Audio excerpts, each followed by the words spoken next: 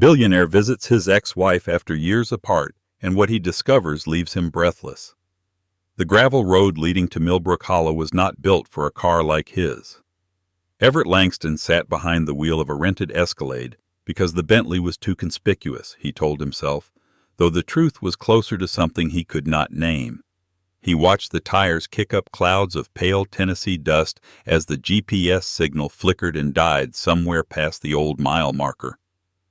He was off the grid, intentionally, or at least that was what he kept telling himself as the sprawling green hills of the countryside opened up around him like something out of a painting, all golden light and silence, and the kind of slow, honest beauty that made a man from Chicago feel like a stranger in his own country. He had not called ahead. That was also intentional. Everett was a man who had spent the years since making decisions that cut through ambiguity like a scalpel. He did not hesitate. He did not second-guess. He did not drive from Nashville in a rental car to visit a woman he had not spoken to since the afternoon his attorney hand-delivered the finalized divorce papers to her sister's apartment on the south side of Atlanta. And yet here he was. He saw the sign before he saw the property. A hand-painted wooden board mounted between two cedar posts at the entrance of a gravel drive lined with wildflowers. Lena's Hollow, Artisan Studio and Retreat. The letters were done in deep mahogany paint, clean and deliberate, with a small woven motif painted beneath the name that he recognized as a Kente-inspired pattern, simple and elegant. The sign looked like it cost nothing. It looked like it was worth everything. Everett pulled the Escalade to a stop just past the entrance and sat for a long moment with the engine running. He had driven down here because his company's legal team had flagged something in the Millbrook County zoning records recently, and a name had come up in the ownership documentation that had hit him somewhere deep in the chest, like a key turning in a lock he had forgotten existed. He had told himself it was due diligence. He had told himself it was business. He was starting to understand that was not entirely true. He killed the engine and stepped out. The air hit him first, warm and thick with honeysuckle and something earthy, fertile, alive.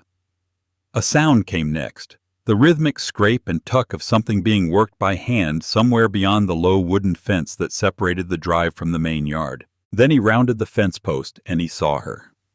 Lena Okonkwo Bell sat cross-legged on a woven mat in the front yard, her back half turned toward the drive, her long braids tied low at the nape of her neck with loose strands catching the late afternoon light.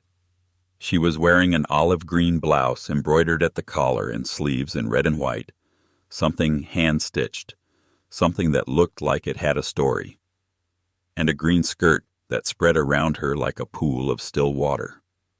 A straw hat lay on the ground beside her. Her hands were moving over a half-finished wicker basket with the kind of steady, unhurried confidence that takes years to develop. She had not heard him come in, or maybe she had, and had decided he was not worth interrupting her work for. That seemed more likely. Everett stood at the edge of the yard and did not speak for a long moment. He was not a man who struggled with words. He was the kind of man who walked into a room full of hostile shareholders and changed the temperature of the air through sheer force of presence.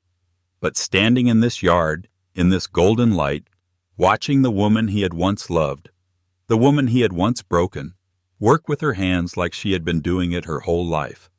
Something in his throat closed up and refused to cooperate. She looked different.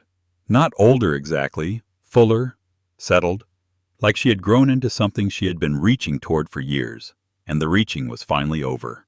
She looked like a woman who no longer needed anything from the world, including him. "Lena," he said. His voice came out lower than he intended, rough at the edges. Her hand stopped, not dramatically, just a half-second pause, the kind of stillness that precedes recognition. Then she set the basket down on the mat beside her, straightened her spine, and turned to face him. Her expression did not collapse into shock. It did not soften into relief. It settled into something far more unsettling. Calm recognition, the way you look at something you have already processed and filed away. "Everett," she said, just his name, flat and clean, like a door closing. He had forgotten how her voice sounded. He realized that now, standing here, how thoroughly he had buried the memory of it, because it was the only way he had been able to keep moving forward. low and unhurried, with a warmth she kept deliberately out of reach when she did not trust you. "I was in Nashville," he started. "You don't have family in Nashville." "A conference." "You don't attend conferences, you send Victor." She had not moved from her mat. She was looking at him the way you look at a weather system you have already prepared for. Observant, unimpressed, not afraid. He exhaled slowly. "I should have called." "Yes," she agreed. "You should have." She reached forward and picked the basket back up, turning it in her hands as if inspecting the weave. "But you didn't, so here we are." She looked up at him again, and this time there was something else in her eyes. Not hostility, not pain, just the steady patience of a woman who has been through worse and built something beautiful on the other side of it. "What do you want, Everett?" He opened his mouth to answer, and that was when he heard it. Footsteps. Small, fast ones, the kind that only belong to a child in a hurry. They came from the direction of the cellar barn at the far edge of the property, and then a small figure came racing around the side of the split-rail fence. A little girl with thick natural hair pulled into two puffs on either side of her head, and a gap-toothed grin that she was apparently incapable of controlling. She was wearing denim overalls over a yellow long-sleeve shirt, and she was running with her whole body, arms pumping, completely committed to whatever destination she had in mind. She skidded to a stop when she saw Everett. He stopped breathing.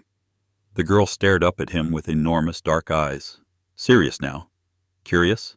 Assessing him with the unfiltered directness that only very young children still possess.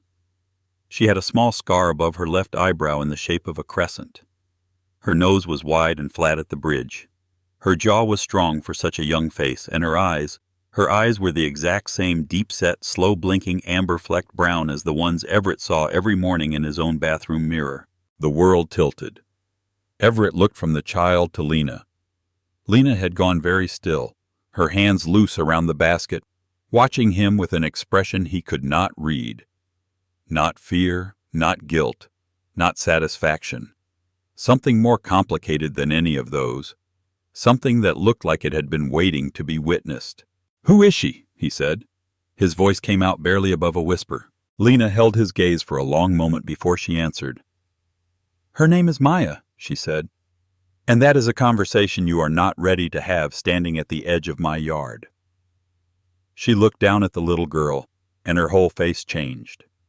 The armor softened, the edges rounded.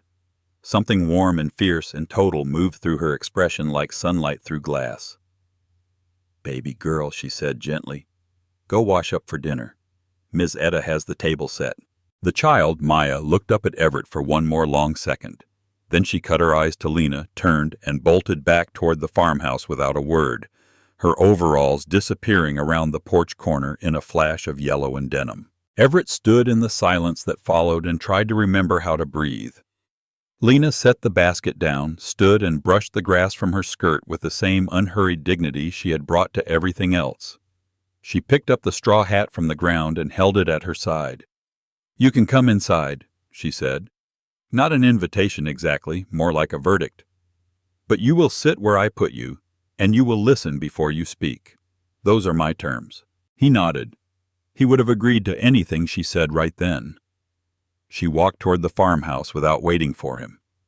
He followed 3 steps behind, the way a man follows when he is realizing slowly, terribly, and far too late that he is the one who has been lost all along. Behind him, the sign at the entrance of Millbrook Hollow caught the last slant of golden light. The painted kente motif at its base looked like something woven by careful, deliberate hands, the kind of hands that know how to make something strong and beautiful out of whatever they are given.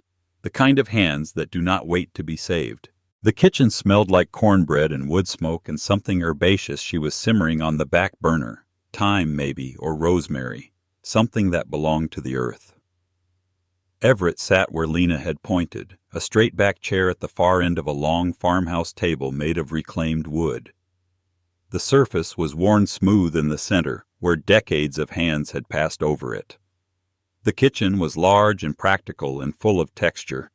Copper pots hung from a ceiling rack, bundles of dried lavender and sage tied with twine along the window ledge, a row of ceramic canisters painted in earth tones lined up on the counter beside a cast-iron stand mixer.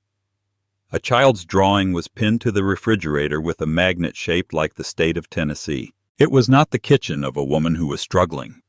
That fact landed quietly, the way important facts often do, not with drama, but with the slow, undeniable weight of something you should have known sooner. Lena moved through the space with practiced ease, pouring 2 glasses of water, setting one in front of him without ceremony, then leaning back against the counter with her arms folded and her glass held loosely in one hand. She had taken the straw hat off and set it on the hook by the back door. Her braids hung loose now, falling past her shoulders. She looked, if possible, even more composed inside the house than she had in the yard. "She's not yours," Lena said. The words hit him like cold water. He had not realized how tightly he had been holding on to the breath he was about to ask the question with. "She's Denise's daughter," Lena continued, watching his face reset itself. "My sister. Denise passed away from ovarian cancer not long after I moved here. Maya was still so young when it happened. There was no father in the picture, so I became her mother, legally and in every other way that matters." Everett exhaled slowly. "I'm sorry," he said, "about Denise." "I know you are." She took a sip of water. "She liked you, actually, up until she didn't. He absorbed that. He deserved it." "Lena, I'm not finished." Her voice was even, not unkind, just precise. The voice of someone who has rehearsed a thing for a long time, not in anger, but in clarity. "You asked why I'm here. Why Millbrook? Why this?" She gestured loosely at the kitchen, the house, the whole of it. "I'll tell you, and then I want you to tell me why you actually drove from Nashville without calling." He said nothing. He waited. She set the glass down on the counter. "When you left," she said, "I had very little in a checking account and a studio apartment in your name that I had 30 days to vacate. I had no job because I had been managing your household and your social calendar for years, under the impression that we were building a life together." She did not raise her voice. She never had. That had always been the thing about Lena. She could take you completely apart in a normal register. "I had no health insurance because I had been on your company's plan and your attorney moved fast and I was—" She stopped, just for a beat, the first crack. "I was pregnant." The room went absolutely still. Everett felt something drop through the center of his chest, long and slow, like a stone going down through dark water. "Lena, don't." She held up one hand, not to stop him, to stabilize herself. She took a breath. When she spoke again, the steadiness was back, though it cost her more now than it had a minute ago. "I lost the baby in January. I was in my sister's guest room in Atlanta in the middle of a hard freeze, and I couldn't afford the ER. I called a nurse hotline. Denise sat on the floor with me all night." She picked up her glass again, held it like something to hold on to. "I never told you because there was nothing to tell by the time there was anyone to tell it to. And I didn't want your money. I didn't want your guilt. I wanted—" She stopped again, pressed her lips together. "It doesn't matter what I wanted." Everett's hands were flat on the table. He could feel every grain of the wood under his palms. He was aware of his own breathing in a way he almost never was. The rise and fall of it, the inadequacy of it, the way it kept happening even when it did not feel like it had any right to. "I didn't know," he said. "I know you didn't." There was no absolution in it, just fact. The back door opened, and a woman in her later years with close-cropped natural hair and a flour-dusted apron came in carrying a casserole dish, humming under her breath. She stopped when she registered Everett at the table, looked at Lena with a quick, searching expression, and Lena gave the smallest shake of her head. The woman, Ms. Etta, he presumed, set the dish on the stove without a word, and retreated quietly through the interior door, pulling it mostly closed behind her. The kind of move that only happens in a household built on trust and wordless communication. "This property," Lena said, turning back to him, "I found through a HUD auction some time ago. I paid what little I had for it. 8 acres, 2 outbuildings, the farmhouse and a barn. Everything needed work." She almost smiled, but it did not quite complete itself. "Denise thought I was losing my mind. She said I was running away." "Were you?" "I was running toward something," she said. "I just didn't know what it was yet." She turned to the window over the sink. Outside, the last of the light was painting the cornfield in shades of copper and rust. I started making baskets my first winter here, something Grandma Okonkwo taught me when I was young. I hadn't touched it in years. I started because I needed something to do with my hands when the grief got heavy. She paused.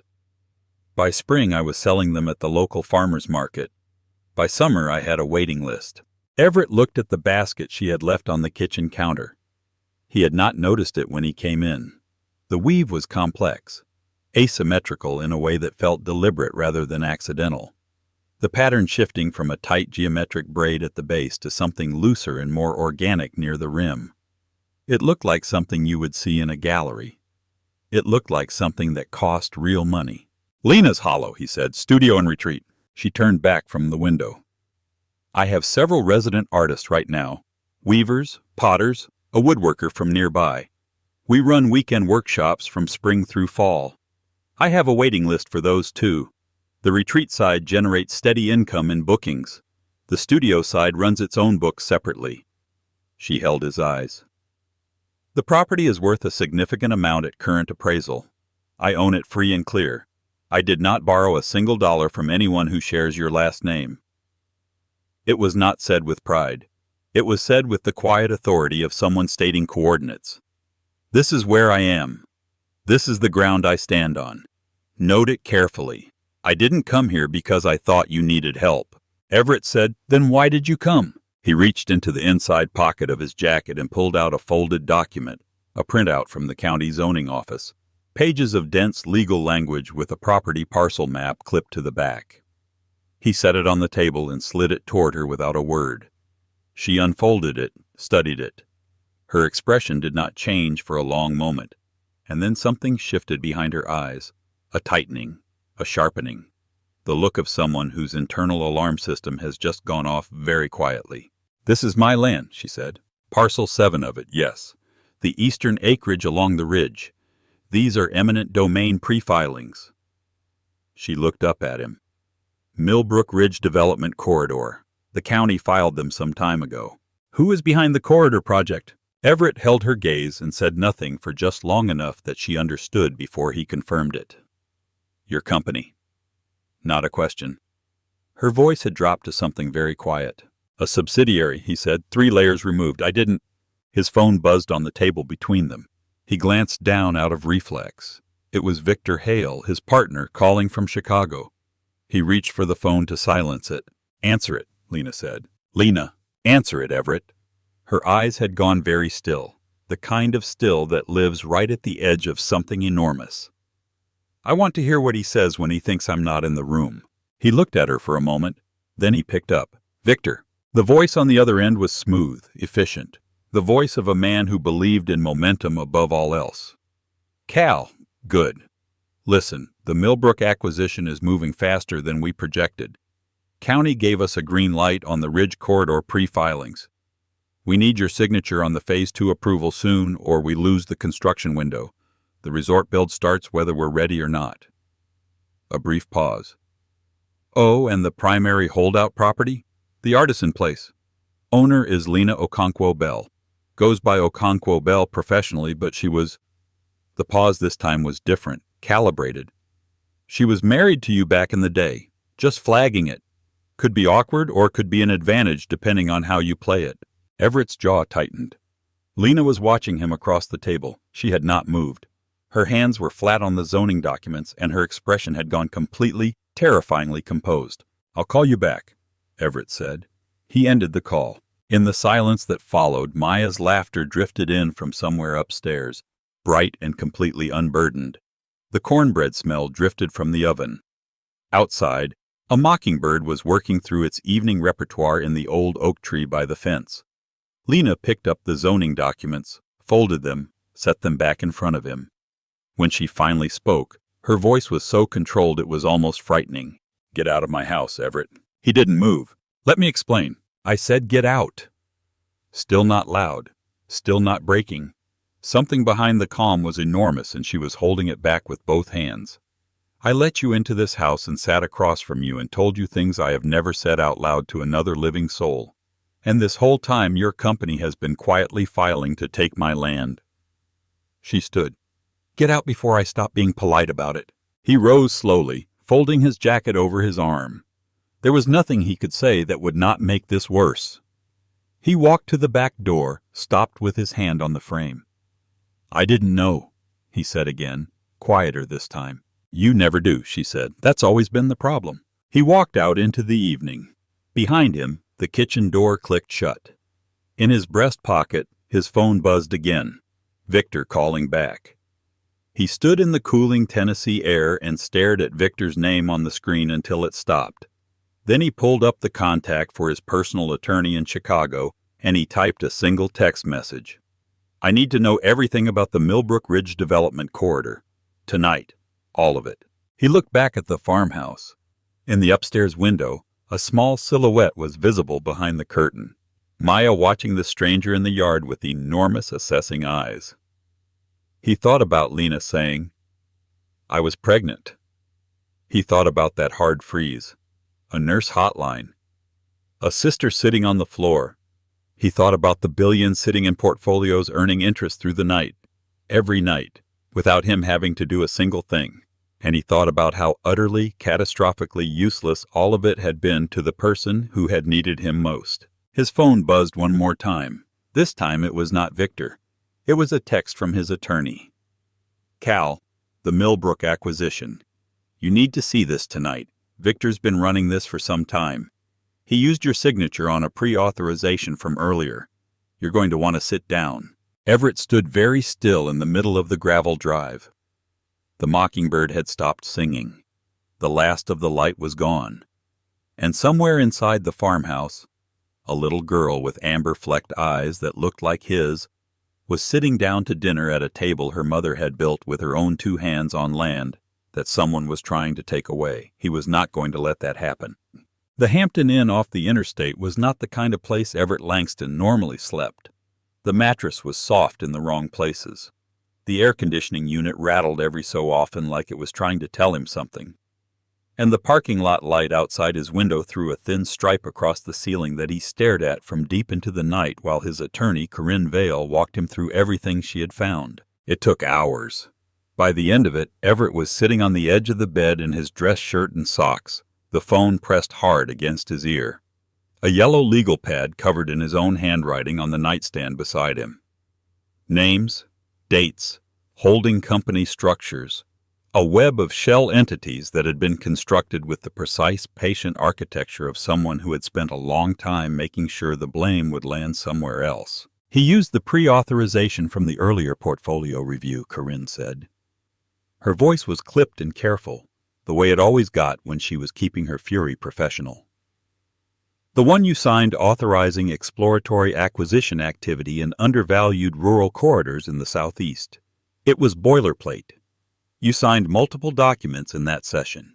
He extracted the signature block and embedded it into the Millbrook Ridge Formation documents. "It's not identical, but it's close enough that a county clerk in Tennessee wouldn't know the difference." "How long has he been running this?" "The shell company that anchors the acquisition, Vellecroft Land Partners, was formed some time before he used your signature. He had this in motion before he ever put a document in front of you." Everett was quiet for a moment. "What does he stand to gain?" "The resort project is projected at a substantial build. Vellecroft holds a silent stake in the development consortium. That's significant once the project reaches full capitalization." A pause. "Not counting the land flip margin on the acquired parcels. Built on a forged signature and land belonging to a woman who had lost everything because of you once already. The primary holdout parcel," Everett said. "Lena's property. Without that easement, the resort development loses its primary scenic overlook site, the one featured in all the marketing materials. The project doesn't collapse without it, but it loses a significant portion of its premium positioning." Corinne paused again. "Victor knows this, which is why the parcel is flagged as priority acquisition in the internal documents. They need it. What happens if I block Phase 2 approval?" Another pause, this one longer, more deliberate. "Everett, if you withhold signature on Phase 2, the construction window closes. The county pre-filings lapse. Velicroft loses the assembled land package and the consortium dissolves. She stopped, but Victor has a co-signatory path. If you don't sign by the deadline, the operating agreement gives him access to the board's emergency authorization track. He'd need several board members. He has them. One changed his vote recently. Everett stood up from the bed and walked to the window. Outside, the parking lot was empty except for a semi parked at the far end with its running lights on, orange and steady in the dark. Somewhere on the interstate beyond the tree line, a truck rolled past and its headlights swept the sky briefly before disappearing. Moorfield. I brought him onto the board myself years ago because I trusted the man's read on risk. That trust apparently had an expiration date. "What's my window?" he asked. "Limited, from when Victor last tried to reach you." He stood at the window for a long moment. A short window. A short window to dismantle something that had been built over time while he had been looking the other direction. While he had been running a company and closing deals and telling himself that the emptiness in the penthouse was a reasonable trade for the momentum of building something great. He thought about Lena's face when she had heard Victor's voice through the phone. The way the warmth had drained out of her expression and something ancient and exhausted had moved in behind it. Not surprise, not even anger, just the weary recognition of a woman who has been here before. The world reduces people and then asks why they're smaller. He was not going to let that happen again. "Corinne," he said, "I need a full brief on every board member and their exposure to Victor by morning. And I need a clean legal path to block the Phase 2 approval unilaterally if the board goes against me. I'll start now." He hung up and set the phone on the windowsill and looked out at the parking lot for a long time. He drove back to Millbrook Hollow early the next morning before Lena would have reason to expect him, and sat in the Escalade on the gravel drive for a few minutes before he heard the back door of the farmhouse open and Ms. Etta step out onto the porch with a mug of coffee and an expression that made it very clear she had seen him arrive. She looked at him the way older women look at men who need to be assessed thoroughly and without hurry. "She's in the studio barn," she said. Not unfriendly, not warm, informational the way you give a man directions to a place he hasn't earned yet. "You can wait on the porch if you need to wait." He waited on the porch. The morning was cool and bright. The hills beyond the property lit up in full color, red oak and sweet gum and hickory burning against a sky so blue it looked like something from a different season entirely. A group of chickens worked the side yard with businesslike efficiency. The smell of coffee drifted from the kitchen through the screen door. He had forgotten that places like this existed, or maybe he had never known. Lena came out of the studio barn some time later carrying a finished basket in one hand and a set of pattern notes in the other, and she stopped at the edge of the porch steps when she saw him. Her expression cycled through something quickly, not softening but recalibrating. The surprise of him still being here, the decision about what to do with it. She came up the steps and set the basket and notes on the porch table. "I told you to leave," she said. "You did." "You're still here." "I am." He reached into his jacket and pulled out the legal pad from the night before and the printout from Corinne. He set them on the table beside the basket. "Sit with me for a few minutes, please." The please cost him something. She could hear it. He saw it register in the slight shift of her posture. She sat in the chair across from him and folded her hands in her lap and waited. He walked her through all of it methodically without embellishment. The pre-authorization, the signature extraction, Velicroft land partners, Victor's silent stake, Moorfield's defection, the limited window. He gave her the legal pad. He gave her Corinne's brief. He gave her everything. When he finished, she sat for a long moment looking at the documents. "He's been planning this for some time," she said. "Yes, and your name is on the formation documents. A fraudulent use of my name." "Yes." She looked up at him. "Can you prove the fraud?" Corinne believes so. It requires forensic document analysis, but the signature geometry is distinct enough from my actual signature that an expert can distinguish it. It will take time, however. Time we don't have before the deadline. "So you can't clear your name before the deadline?" "Not definitively, no." She absorbed this.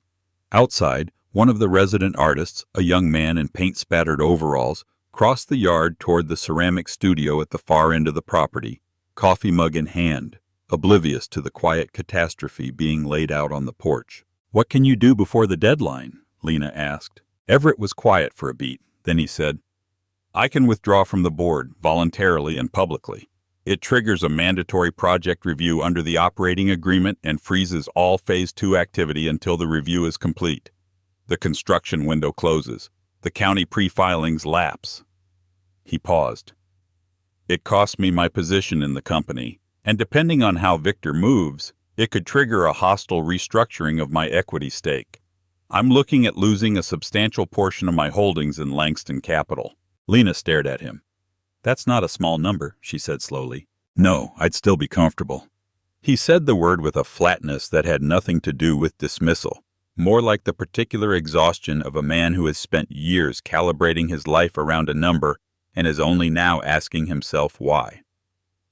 "I'm not asking you to feel sorry for me. I'm telling you what the move costs, so you understand that I'm not offering you something that's free." She was quiet for a long moment. The morning light had shifted, coming now at a lower angle through the oak tree, making complicated patterns on the porch floor. "Why?" she said. It was the simplest and most devastating question she could have asked. He looked at her. "Because it's your land, Lena.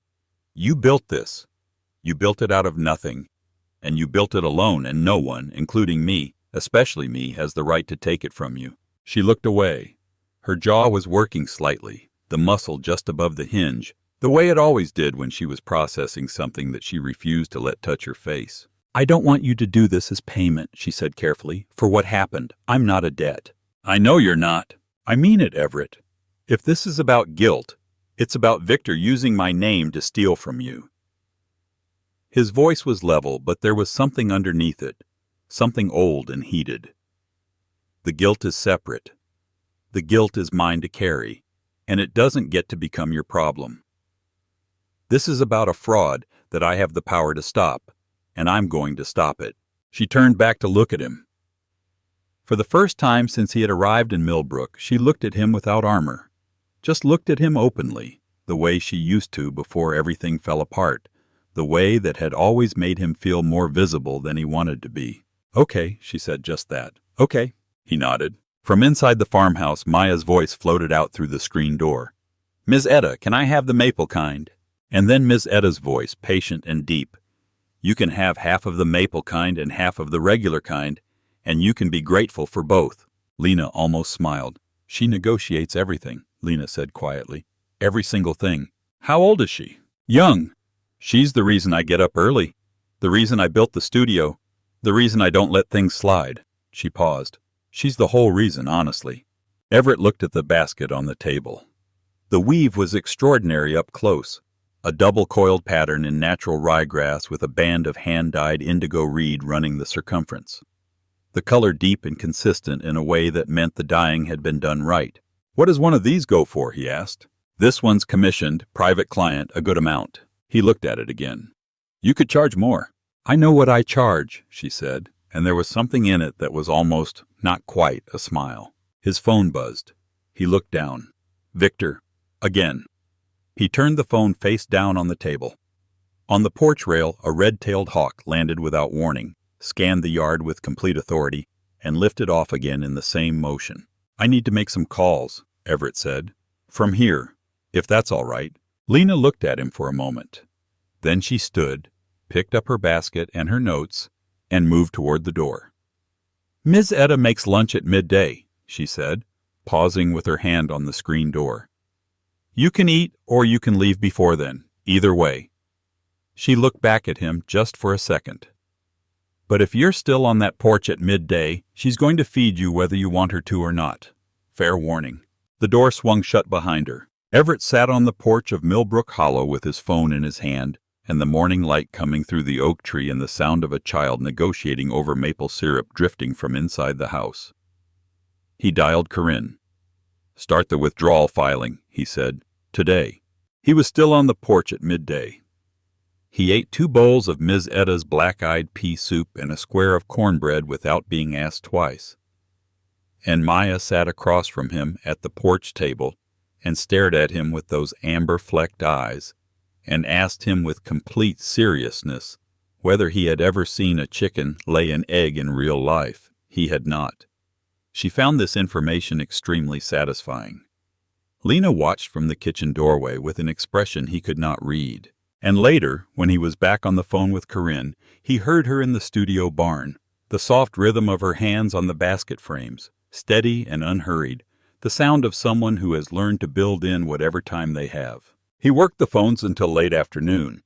Corinne, 2 board members he trusted, his private equity attorney. At one point he received a text from Victor that read, "I know you're in Tennessee. We need to talk before you do something you can't take back." He put the phone in his pocket. Later, he heard Lena's footsteps on the porch behind him. She didn't say anything. She just stood beside him for a moment and looked out at the cornfield and the ridge beyond it, her ridge, her land, the view she had been looking at for years. And then she said quietly, "He texted me too." Everett turned to look at her. "A substantial amount," she said, "cash for the property. He said the offer expires soon." The number sat between them in the cool afternoon air. She was looking at the ridge. Her expression was the one she used when she was doing math that went beyond numbers. "That's a lot of money, Lena. I know what it is. You don't have to." "I know I don't have to." She turned to look at him, and her eyes were very clear and very serious. "I'm telling you because I want you to know that I'm not naive about what's on the table, on both sides." She held his gaze. "And I'm telling you that the answer is no." Everett let out a breath. "But Everett," her voice dropped slightly, "if you're going to burn down your own company to save this land, and then something else comes along next year and the year after that, I need to know you're doing this because it's right, not because you think it buys you something with me." He held her gaze. "It doesn't buy me anything with you," he said. "I know that." She studied him for a long moment. Then she nodded once, turned, and went back inside. He stood on the porch and looked at the ridge. And somewhere behind him the screen door swung shut, and the afternoon light moved slowly across the hills. And the land held its ground the way it always had, patient and enormous, and entirely indifferent to the small human dramas being worked out in its shadow. The community of Millbrook Hollow moved at a rhythm that had nothing to do with Chicago. In Chicago, Everett's world operated in tight intervals. Calls, meetings, briefs, decisions, the machinery of capital grinding forward in an endless loop that mistook motion for meaning. Here the mornings began with mist on the hills and the sound of someone starting a fire in the ceramic kiln. And the afternoons ended with whoever was around pulling chairs together on the main porch because that was simply what you did when the day's work was winding down. There was no agenda. There was no deliverable. There was cornbread and sweet tea and a woodworker from nearby named Roswell Fitch, who had opinions about grain direction and no interest whatsoever in the markets. Everett spent the next days at Millbrook. He did not plan to. He did not announce that he was staying. He simply did not leave, and no one asked him to. And so he remained, sleeping in the guest room that Ms. Etta prepared without commentary, conducting his business calls from the porch in the mornings and the driveway in the afternoons when the reception was better, and spending the hours in between watching what Lena had built with an attention that felt increasingly like penance. It was real. That was the thing that kept hitting him. It was not a hobby that had gotten out of hand. It was not a retreat from the world disguised as a lifestyle. It was a functioning living institution, an actual working studio with actual working artists, producing actual work that people actually paid real money for, embedded in a rural community that it had quietly become essential to. Several of the resident artists were from Millbrook or the surrounding county. The weekend workshops had brought meaningful visitor spending to local businesses. The County Agricultural Extension Office had a partnership with the Studio for Sustainable Land Management Consultation. Lena had not just built a business. She had built a place. Everett had built a company that was currently trying to demolish it. He did not forget that. He was not allowed to forget it. One morning, he was on the porch with coffee and his legal pad when a silver Suburban with out-of-state plates rolled slowly up the gravel drive and stopped some distance from the porch steps. Victor Hale stepped out. He was older and looked younger, silver-haired and broad-shouldered, wearing the kind of weekend casual clothing that cost as much as formal wear, but was calibrated to suggest he was relaxed about it. He had the walk of a man who was accustomed to arriving places and having the energy shift in his favor. He looked at Everett on the porch. He looked at the coffee mug. He looked at the legal pad with a brief, practiced read, long enough to note that there was writing on it too far away to make out specifics. "Hell of a place to conduct business," Victor said. His voice was easy, almost appreciative. "It is," Everett said. He did not stand up. Victor came up the porch steps and took the chair across from him, the one Lena usually sat in, and leaned back in it with his elbows on the armrests and his hands loose, comfortable, unconcerned. "You didn't return my calls," Victor said. "No. Corinne filed a preliminary withdrawal notice with the board recently." He paused, not accusatory, more like noting a weather development. "That's a significant move, Cal." "It is. You want to walk me through your thinking?" Everett looked at him steadily. "The Millbrook acquisition was built on a forged authorization. The signature on the formation documents is not mine. Forensic analysis will confirm that." Victor's expression did not change. Not a flicker. Not a tightening. The face of a man who has had this conversation in his head many times already and prepared all the exits. "That's a serious allegation," Victor said. "It's a serious crime." A pause. A single bird called from the oak tree. The morning was very still. "Cal." Victor's voice shifted. Not softer exactly, but more textured. The voice he used when he wanted to suggest that they were the same kind of animal and should remember it. "You've been up here for some time, sitting on this woman's porch. I get it. History, guilt, all of that. But you're about to blow up years of partnership over something that can be managed. The acquisition is clean at the county level. The signature issue is ambiguous. The board will see it that way." "The board will see what Corinne puts in front of them," Everett said. "And Corinne is very thorough. You'd be walking away from the company." "I'm aware. A substantial portion of your equity at current valuations. I've run the numbers." Victor looked at him for a long moment.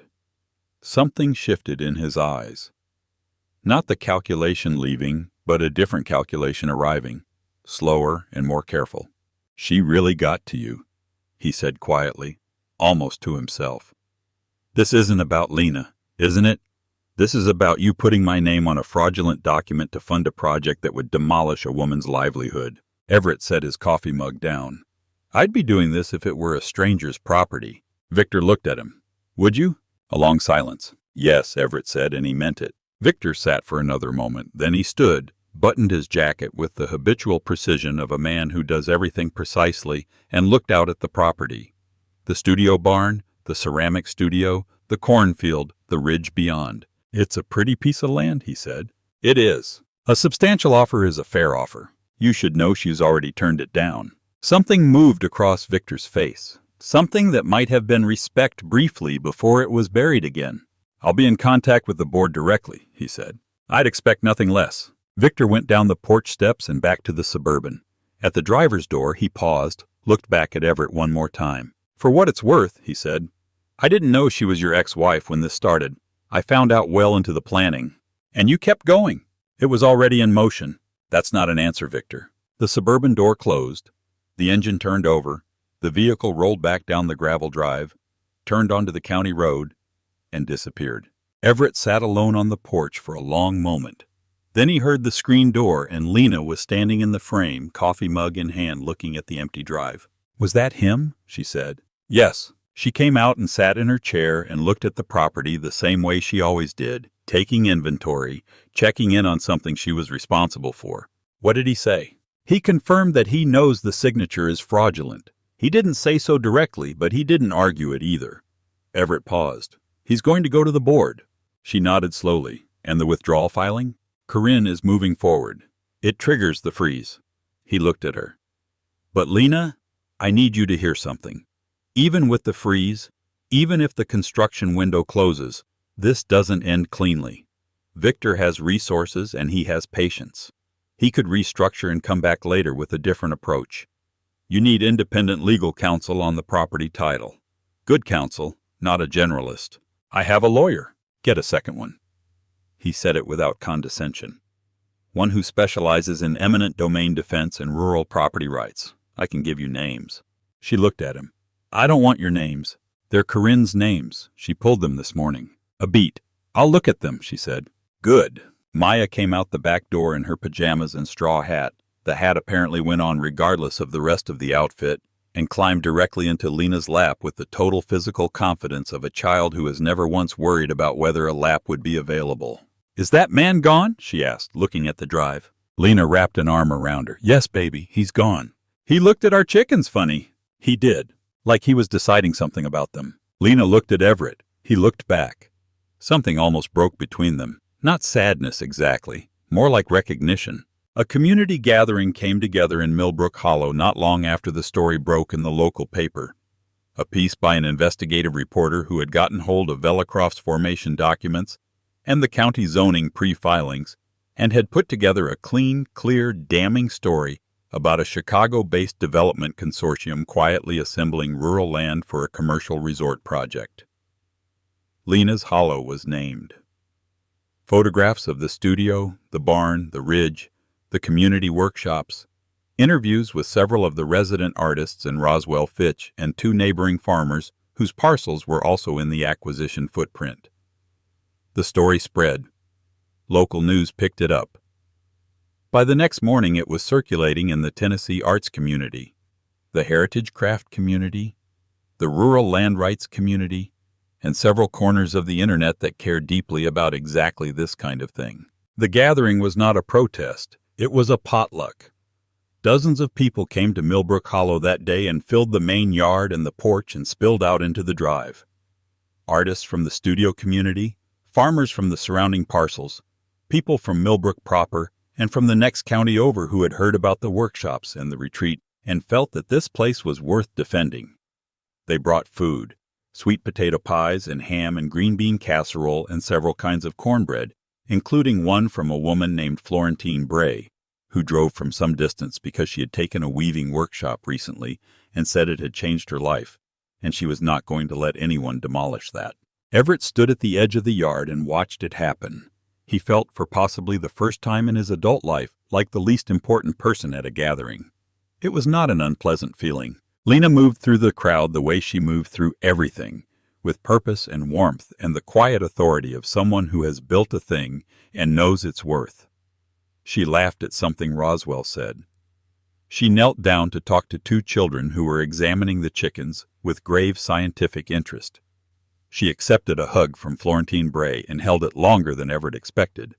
The 2 women standing in the yard with their arms around each other while the crowd moved around them. Ms. Etta touched Everett's arm. "You going to stand here all afternoon?" she said. "I don't want to be in the way." She looked at him the way she had the first morning, thorough, unhurried. "You've been not in the way for some time," she said. "It's becoming a posture." She handed him a bowl. "Go be useful. There's not enough chairs on the east side of the porch."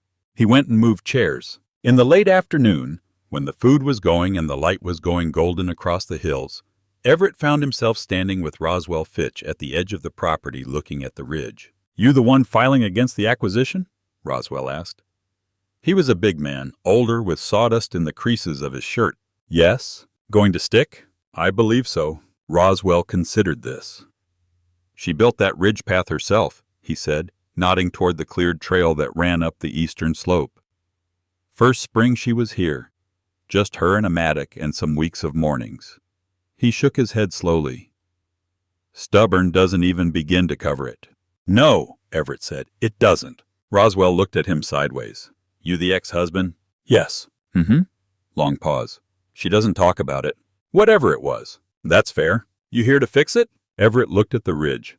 "I'm here to not make it worse." Roswell made a sound that was not quite a laugh. "That's a start, I suppose." From across the yard, Maya came running with a piece of sweet potato pie on a plate that was tilting at a dangerous angle, and she navigated through the crowd with enormous concentration and deposited it in Everett's hands like it was a diplomatic mission she had been assigned and was determined to complete. "Ms. Etta said this one's yours," she announced, "because you moved all the chairs." "Did she?" "She said you earned it." She looked up at him with those amber-flecked eyes, very serious. "Did you earn it?" Everett looked down at the pie, looked at the little girl. "I'm working on it," he said. She seemed to find this acceptable. She turned and ran back toward the porch. Roswell watched her go. "That child," he said, "is something else entirely." "Yes," Everett said, "she is." He left Millbrook that evening when the gathering was winding down. He had board calls starting soon in Chicago, and a legal deposition that Corinne had warned him not to miss. He said goodbye to Ms. Etta, who handed him a covered dish and told him to eat properly. He said goodbye to Roswell, who shook his hand and said nothing additional, which felt like the right amount. He found Lena by the studio barn in the last of the daylight, stacking the folding tables they had borrowed from the community center. He helped her carry 2 of them inside without asking. "You should know," he said when they were setting the last one against the barn wall, "that the withdrawal is filed officially. It went through this morning." She turned to look at him. "The board meeting is coming up," he continued. "Victor will push for the emergency authorization track, but I've spoken to 2 members who are going to block it. That gives us a deadlock, which triggers the mandatory project review. Enough time for Corinne to build the fraud case properly." Lena stood in the dim interior of the barn, surrounded by stacked baskets and finished work, and the earthy smell of ryegrass and linseed oil, and she looked at him with an expression that he had not seen before from her. Not gratitude. She was too precise about what she owed people to offer gratitude for something she hadn't asked for. Something quieter than that, something that recognized what had been spent. "Thank you," she said. "You don't have to." "I know I don't have to," she said. "I'm saying it because it's true and because I want you to hear it." A pause. "Thank you, Everett." He nodded. They stood in the barn for a moment without speaking. Outside, the voices of the remaining guests drifted from the yard, and Maya's laughter cut through all of it, bright and total. "Drive safe," Lena said. She picked up her basket notes from the workbench and turned back toward the farmhouse. He walked to the Escalade. He sat behind the wheel for a moment, the engine not yet running, looking at the farmhouse through the windshield. The lit windows, the porch, the sign at the entrance catching the last of the light. Then his phone lit up with a text from Victor. "The board's taken the emergency track anyway. You've been outvoted, Cal. Moorfield brought in more. The window is still open. See you at the meeting." Everett read the text. Read it again.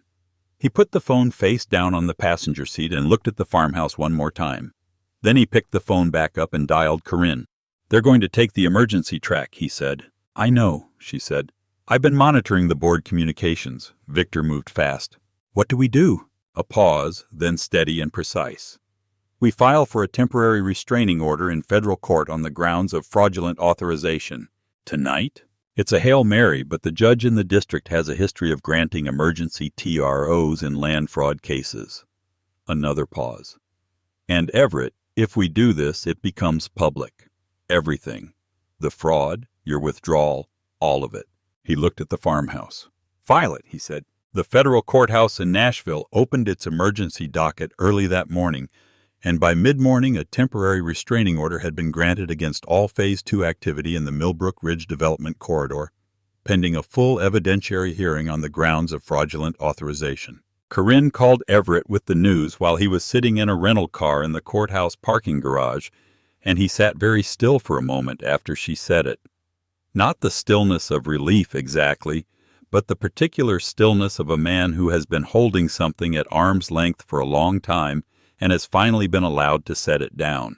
"How long does the TRO hold?" he asked. "Minimum period, potentially longer if the judge grants the extension. That gives us time to build the fraud case properly. The forensic document examiner I've retained has already flagged several distinct geometric inconsistencies in the signature on the Vellicroft formation documents." A pause. Victor's attorneys filed a motion to vacate within minutes of the TRO being granted. They were waiting. He had people at the courthouse. Everett exhaled. "And the board meeting this morning?" "Suspended. The TRO covers all project-related activity, which the board's emergency authorization vote qualifies as. Moorfield's attorney has already been in contact with my office arguing that the suspension is overreach." She paused. "It's not, but they'll keep arguing. Let them argue." He watched a family cross the parking garage on foot. A woman with 2 kids in tow moving fast. The kids skipping over the painted lines on the concrete in that particular way children have of making a game out of any surface. "What's the public exposure looking like?" The local paper ran an update this morning with the TRO as the lead. A P picked it up. There's a piece in the Chicago business section that names you, not unfavorably for what it's worth. They're framing it as a whistleblower situation. A beat. Victor's name is getting significant traction. Good, Cal. Her voice shifted slightly. Your equity position, the voluntary withdrawal combined with the TRO filing and the public exposure, Langston Capital's share price dropped at open. Some of that will recover. Some of it won't. A pause. I need you to be clear-eyed about what this looks like on the other side. He was quiet for a moment. I'm clear-eyed, Corinne. You're going to be a significantly smaller version of what you were recently. I know. And you're comfortable with that?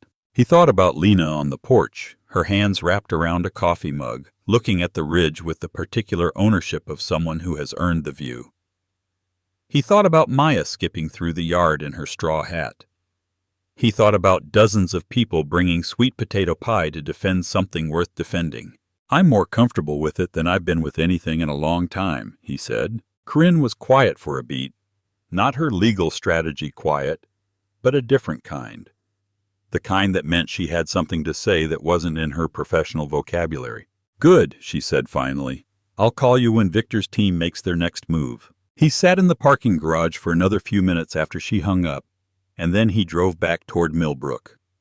The snow started somewhere along the way, light and tentative at first, the kind of early flurry that locals look at with mild alarm, and Chicagoans don't even bother to name.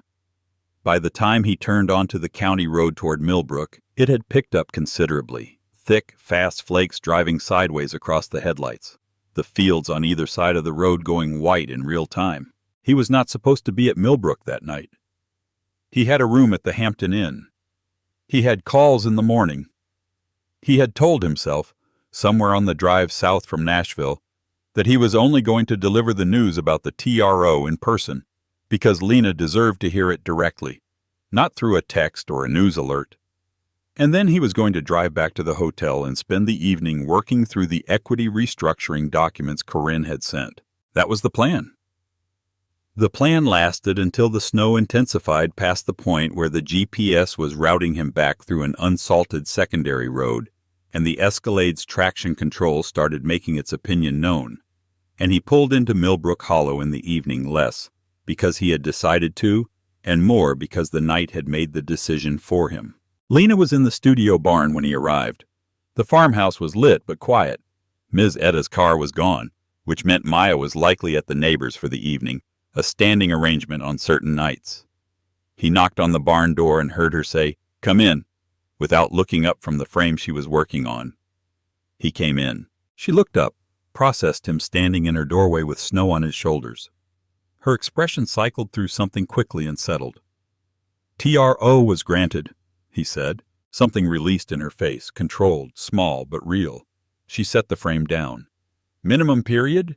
"Minimum. Corinne thinks we can get longer." She nodded slowly. She was wearing a canvas work apron over a heavy flannel shirt, and her braids were piled up on top of her head in a loose knot. She had a streak of natural dye on her left forearm that she apparently hadn't noticed. "How bad is it?" she said. "For you?" He had not expected her to ask that first. "The equity position took a hit this morning," he said. "It'll stabilize at somewhere between a reduced value, depending on how the fraud case resolves and how the board restructures." He paused. "I'll be fine, but not what you were." "No, not what I was." He looked around the barn, the finished baskets on the shelves, the drying frames, the organized bins of reed and ryegrass, and dyed materials arranged by color along the far wall. "I don't think what I was is something I'm trying to get back to." She looked at him for a moment. Then she pulled a stool out from under the work table and set it on his side of the room. "Sit down," she said. "You look like you haven't slept." "I slept some. Sit down, Everett." He sat. She went back to her frame, but she didn't pick it up. She stood at the work table with her hands resting on its surface, looking at the half-formed basket in front of her, and she was quiet for long enough that the only sound in the barn was the snow against the corrugated metal roof and the low creak of the structure settling in the wind. "I called Corinne's contact," she said, "the land rights attorney Orsolia Vance out of Knoxville." A pause. "She's good. We have a meeting next week. Good. She said the TRO gives us standing for an independent property rights claim that's separate from the fraud case. Even if Victor somehow survives the fraud charges, the eminent domain pre-filings are challengeable on their own merits. She looked up at him. She said she's seen the Millbrook corridor documentation and the county's public interest finding is thin, borderline pretextual. Corinne said the same. So, there are two fronts. There are two fronts. She nodded. She picked up the basket frame, set it down again. There was something she was working toward. He had always been able to tell. The way she got almost still when she was approaching something she needed to say from the right direction. The board, she said. What happens to your position there after all this? I resigned from the board as part of the withdrawal filing. I know that. I mean, is there anything to go back to if you wanted to? He thought about it honestly. Langston Capital will restructure around whatever Victor doesn't manage to hold on to. Someone will step in. There'll be a version of the company that continues. He paused. Whether I want to be part of it is a different question. What's the answer to the different question? He looked at his hands on his knees. I built that company for years. I told myself I was building something that mattered, a platform, a legacy, language I used because I needed to justify the hours and the cost of it. He stopped.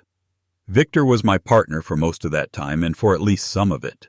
He was using the company I built to fund something he was hiding from me. He paused. That changes what the thing was.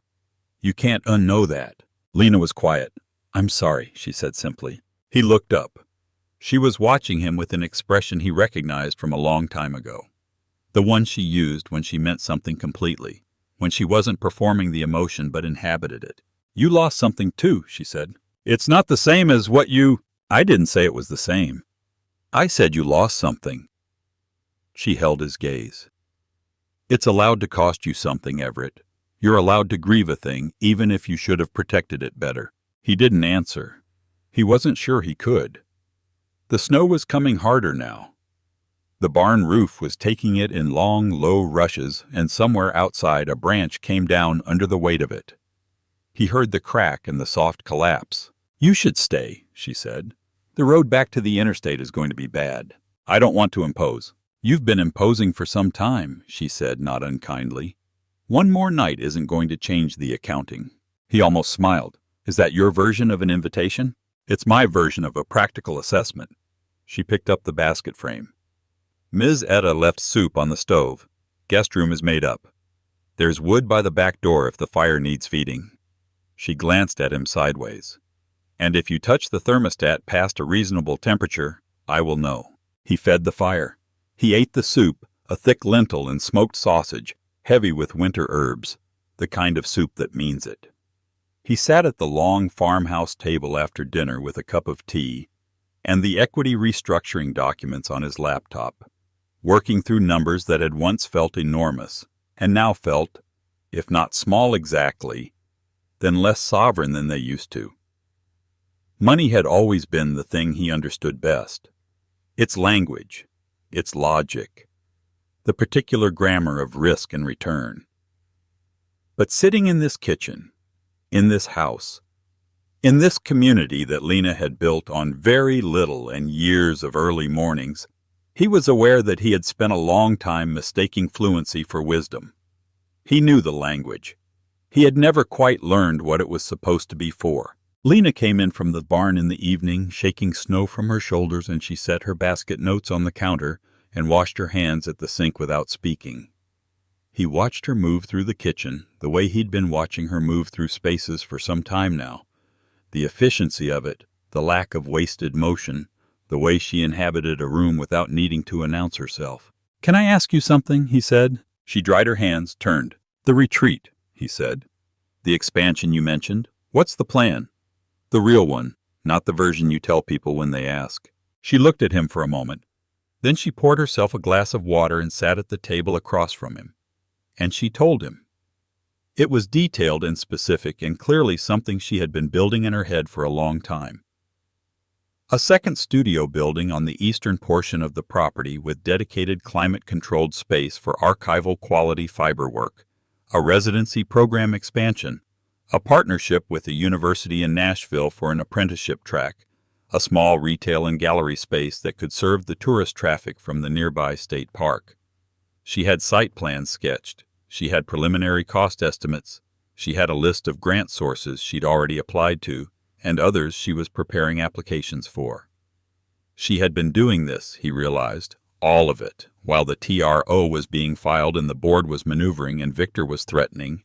She had been sitting in the barn at night building the next version of Millbrook Hollow in her notebooks. She didn't wait for things to resolve before she started building. She never had. "The bottleneck is capital," she said. "Not a lot. The grant track is solid and the retreat revenue is growing. But the building costs for the second studio are more than I want to finance through the retreat alone. I don't want to be leveraged on the operation side." He looked at the site plan she'd laid on the table. Clean lines, practical layout, oriented to catch the morning light on the ridge side.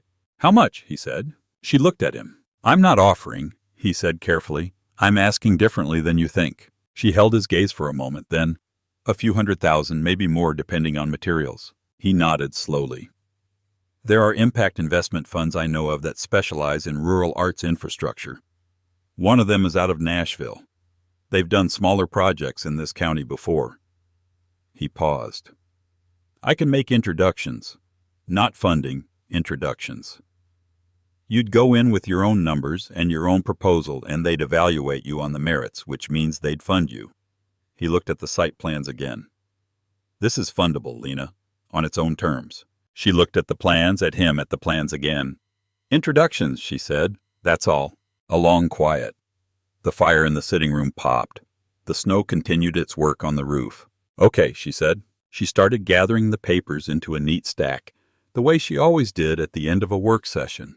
Organized, deliberate, treating the plans like the serious documents they were. She hesitated. Her hands went still on the papers. "There's something I want to show you," she said. She said it quietly, not quite looking at him. "Now?" "Tomorrow. In the morning." She stood, the papers under her arm. "It's in the house. I've been—" She stopped, started again. "I wasn't sure I was going to.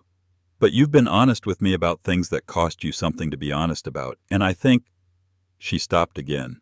Her jaw was doing the thing it did. "I'll show you in the morning." He didn't ask what it was. "Good night, Everett," she said. "Good night, Lena." She went upstairs. He sat at the table for another hour, the fire going low in the next room, the snow settling into something quieter outside, and he thought about what she had said. You're allowed to grieve a thing, even if you should have protected it better.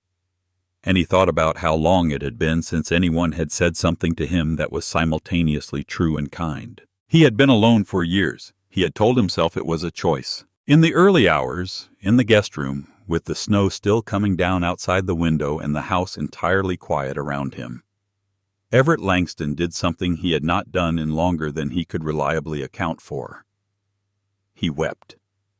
Not dramatically, not with any performance of it, just the slow private dissolution of a man who has been holding something together by force of will for a very long time and has finally, in the quiet of someone else's house, been allowed to put it down. He cried for the baby he never knew about, for the night he hadn't been there for the years he'd spent building something that his partner had been hollowing out from the inside, for the time of early mornings and late nights that had added up to a number in a portfolio that felt, tonight, like a very expensive way to be alone. He cried, and then he stopped, and then he lay in the dark and listened to the snow. And somewhere in the early hours before sleep finally came, he thought about Lena's hands on the basket frame, steady, unhurried, making something strong and beautiful out of whatever they were given. The thing she wanted to show him was a journal. She brought it down at breakfast, a soft-covered book with a worn spine and a clasp that no longer closed all the way. The cover stained with what looked like a ring from a coffee mug, and something else along the bottom edge that had long since dried. She set it on the table between them without ceremony, the way you set down something heavy that you've been carrying a long time. "It was my mother's," she said. She poured her coffee and sat across from him. She kept it from some years until she passed. The last entry is dated some time before she died. She wrapped both hands around her mug. She gave it to Denise to give to me. I found it in Denise's things when I was clearing her apartment. A pause. I haven't let anyone else read it. He looked at the journal, did not reach for it. Why are you showing it to me? Lena looked at the window. The snow had stopped overnight and the world was white and still. The hills beyond the property blanketed and softened, every edge rounded off. It looked like a different world than the one they'd been living in. There's something in it I need you to see, she said. Not all of it. A page, maybe a page and a half. She looked back at him. I found it sometime after I moved here. I've read that section many times since then. She paused. I was going to burn the book at one point. I didn't. Another pause. I'm glad I didn't. She opened the journal to a page she had marked with a folded receipt. Deep in the book, near the end, the handwriting on the page smaller and more effortful than earlier entries, the hand of a woman writing carefully. She turned it to face him and slid it across the table. He looked at her. She nodded. He picked it up and read. The entry was dated sometime before his and Lena's divorce was finalized. 2 months approximately before he'd found out that Lena had been pregnant and lost the baby. Or rather, before he'd been told what he had been told. Her mother's handwriting was precise and unhurried. Lena called tonight. She didn't say what was wrong, but I know my daughter's voice when she's holding something back. She said she was fine. She said Everett was fine. She said everything was fine. And I counted 5 sentences before I stopped counting because I already knew. Some things a mother simply knows. I've been thinking about that husband of hers, Everett. I've met him a few times. The engagement dinner, the wedding, the Christmas before last. He has the eyes of a man who doesn't know yet what he's for. Not cruel eyes, just unfinished. The kind of man who builds things because he doesn't know what else to do with what he's carrying. I worry for her, not because she isn't strong. She is the strongest of my children, the one who learned early that the world doesn't arrange itself around your feelings and made her peace with that before I was ready to watch her make it.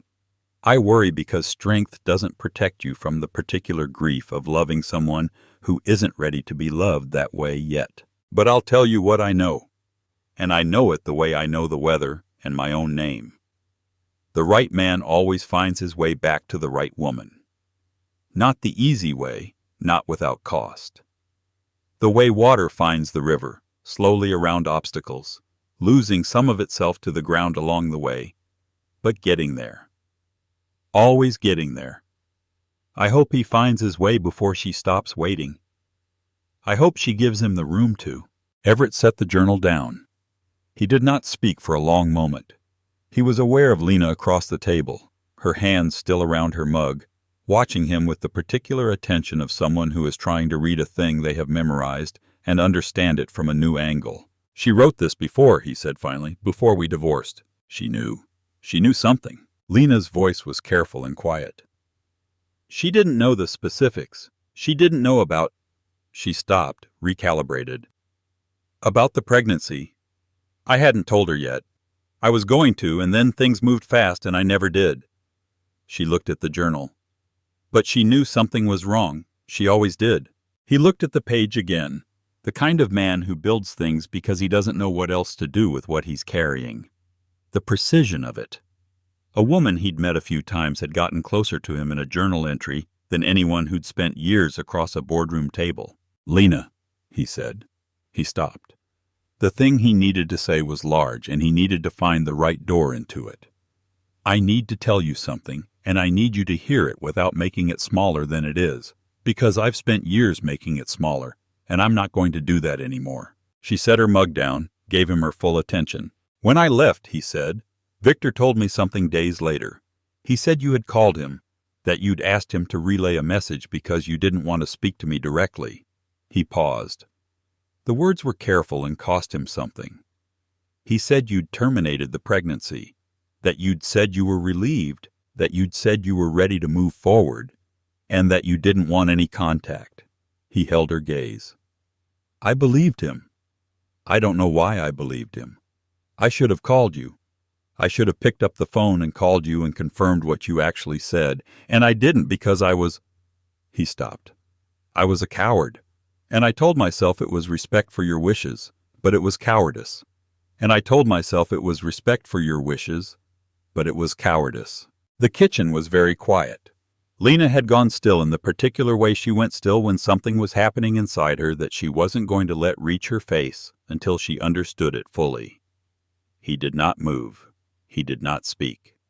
He had learned at some point in these weeks that some of the most important things you can do for another person are the things you don't do. She turned around. Her eyes were bright and dry. She was not going to cry in front of him, he understood. Or perhaps she had simply processed this in some form already and was now standing at the other side of it, looking back. He told you I terminated, she said slowly. Yes. And that I was relieved. Yes. And you believed that? Not an accusation, not yet. Processing. I believed it because it was easier than calling, he said. Because calling would have meant... He stopped, pressed forward. It would have meant having to be the person I was afraid I wasn't capable of being. And Victor gave me a door that looked like information, but was actually just an exit. He paused. I walked through it. That's on me. The lie was his, and the choice was mine. And both things are true at the same time. Lena stood up from the table. She turned to the window. She stood looking out at the white hills for a long time, her arms folded, her back to him, and he watched her breathe through something enormous. He did not move. He did not speak. She turned around. Her eyes were bright and dry. She was not going to cry in front of him, he understood. Or perhaps she had simply processed this in some form already and was now standing at the other side of it, looking back. He told you I was relieved, she said again. Yes, I was... She stopped. Her jaw was working. I was alone in your sister's guest room in Atlanta in January, and I was losing our baby on the bathroom floor, and I called a nurse hotline because I couldn't afford the emergency room, and the whole time I kept thinking... She stopped, pulled herself back. I thought about calling you. Every hour for days I thought about calling you. She paused. I didn't because I thought you'd made yourself clear. I thought you were gone. A beat. And you were gone because Victor told you I was relieved. Yes? She looked at him for a long time. How long have you known? She asked. Since recently. Corinne's investigation of Victor's communications history turned up the call records. He paused. There's a transcript of the call he made to his assistant the morning after he told me. He documented it. Apparently he documented everything. His assistant asked if he was sure, and Victor said... Everett stopped, steadied himself. He said, It's cleaner this way. Everett needs to move forward, and so does she. The silence that followed was the kind that has weight and temperature. Cleaner, Lena said. Yes. She turned back to the window. When she spoke again, her voice was very quiet and very controlled, the control clearly costing her. He decided, she said. A man who did not know me and did not love me and had no right to either of our lives decided that the cleanest outcome was to make sure we never spoke again. And he built his entire acquisition scheme on the assumption that we wouldn't. A pause. Because if we'd spoken, if we'd ever just spoken, none of this would have happened, Everett said. Or it would have happened differently, or... He stopped. We can't know. No, she said, we can't. She turned from the window. She came back to the table and sat down, and she picked up her mother's journal and held it in both hands, looking at the worn cover. I'm so angry, she said quietly, simply the way you say a true thing. I know. Not just at him. She looked up. At you too. For the part that was yours. For not calling. I know. And at myself, she said, for not calling either. Not... He held her gaze. What do we do with that? He asked. She was quiet for a long moment. She looked at the journal. She looked at the window. She looked at him. I don't know yet, she said. I'm not going to pretend I know. She set the journal down. But I'm not going to bury it either. I did that once, and it cost me years. And it didn't make me lighter. She looked at him steadily. So, we're going to sit with it. And we're going to be honest about what it costs, and what it's worth, and what's possible. She paused. And we're not going to rush it. He nodded. We're not going to rush it. The weeks that followed moved in their own time. Corinne's fraud case built steadily.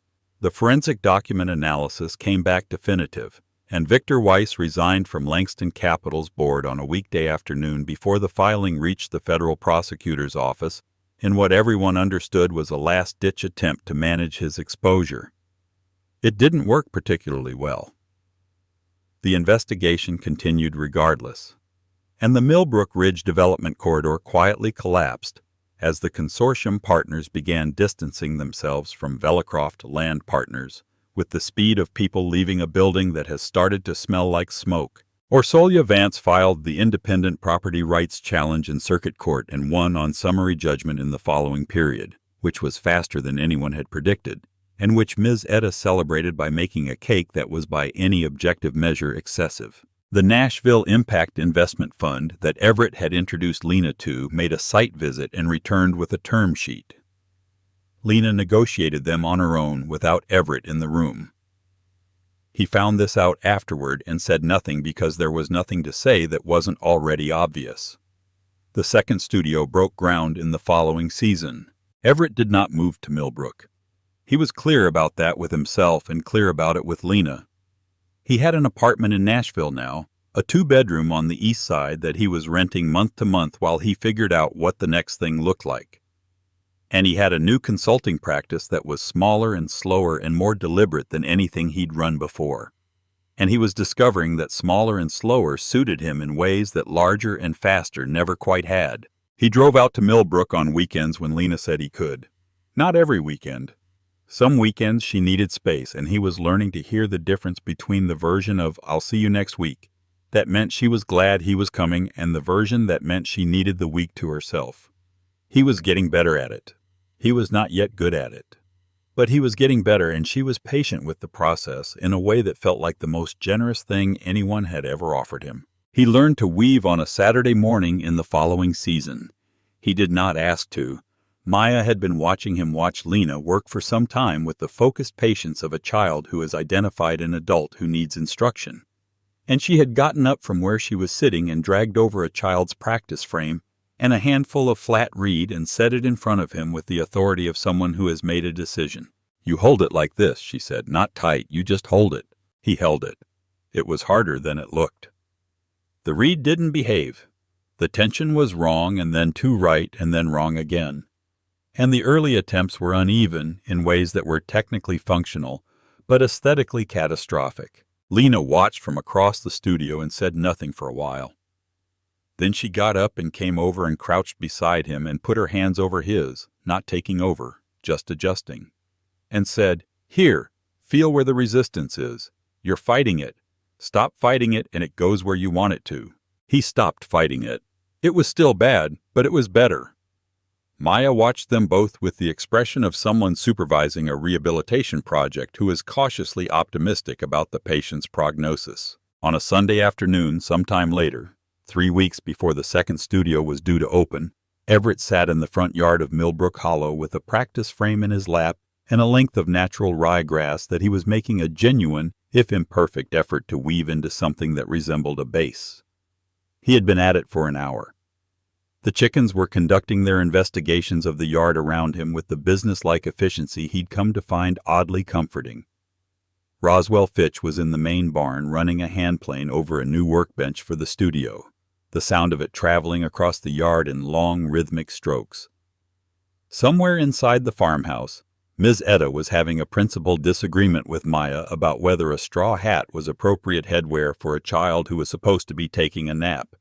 It was not appropriate, Ms. Etta felt. Maya disagreed. The chickens had no opinion. Lena came out of the studio barn and crossed the yard with 2 mugs of coffee and set one beside him on the ground and sat in the grass nearby. Close enough that the world felt the way it does when the distance between 2 people has been worked down to something real and honest and unperformed. She looked at the basket frame. "It's better," she said. "It's terrible. It's better than last week." She tilted her head. "The base is even. That's the hardest part." He looked at it. She was right. The base was even. He hadn't noticed. "Your mother," he said, "in the journal." He didn't look up from the weaving. "She said the right man always finds his way back. I've been thinking about that." "I know you have. She wrote it before she knew anything. before she knew how it ended or if there was an end. He finally looked up. She was writing it for you, not for me. I know. But... He stopped, tried again. But I think she was also right. He held her gaze. I think this is what finding your way back looks like. Not a moment, not a grand thing, just... He looked at the half-woven frame in his hands. Sitting in someone's yard and learning to stop fighting the resistance. Lena looked at him for a long time. The morning light was doing what it always did in this yard, coming through the oak tree at an angle that made the whole place look like something painted from memory, golden and specific and entirely itself. She did not say everything she was thinking. She was still Lena. She held things until she was sure of them, and then she offered them carefully, the way she offered everything of value, with both hands and without hurry. But she moved slightly closer, and she picked up her coffee, and she sat beside him in the warm morning while the chickens worked the yard, and Roswell's plane moved over the wood in long, steady strokes, and she watched him weave imperfectly, honestly, with more patience than she'd expected from him, and she did not look away. The last entry in her mother's journal was not dated. It was 3 lines written in a different pen than the rest, darker ink, a slightly heavier hand as though written in a single deliberate moment. My girls will be all right. They always find their way. The land remembers what the heart forgets, and the heart remembers what the mind is afraid to keep. Build something worth coming back to. Someone always will. The end.